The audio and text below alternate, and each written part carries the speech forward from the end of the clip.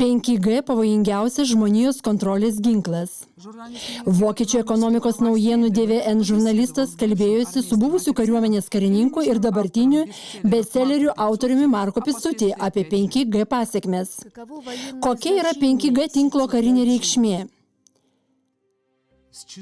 Grinai karinių požiūrių 5G yra absoliučiai nepakeičiama technologija, kurią visos supervalstybės nori kuo greičiau įsigyti. 5G yra svarbi, nes visi naujausios kartos išmanieji ginklai, pradedant dronais ir baigiant bet kokio kito tipo autonomiškai valdomais ginklais, gali būti susieti su dirbtiniu intelektu. Ar ateityje bus įmanoma nanorobotais valdyti į 5G tinklą integruotų žmonių jausmus ir mintis? Visos mūsų emocijos bei slapčiausios mintis bus talpinamos, platinamos, profiliuojamos, archyvuojamos ir net ištrinamos ar manipuliuojamos tinkle, kaip failas kietajame diske.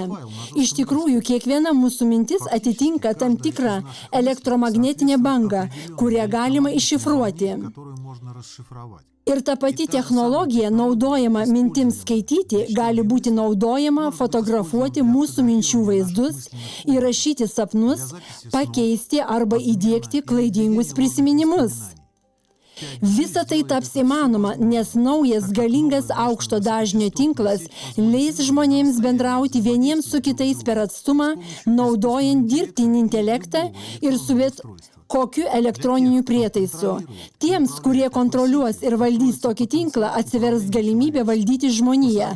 Palyginus visą tai, išgalvotos Orvelo antiutopijos nublanksta.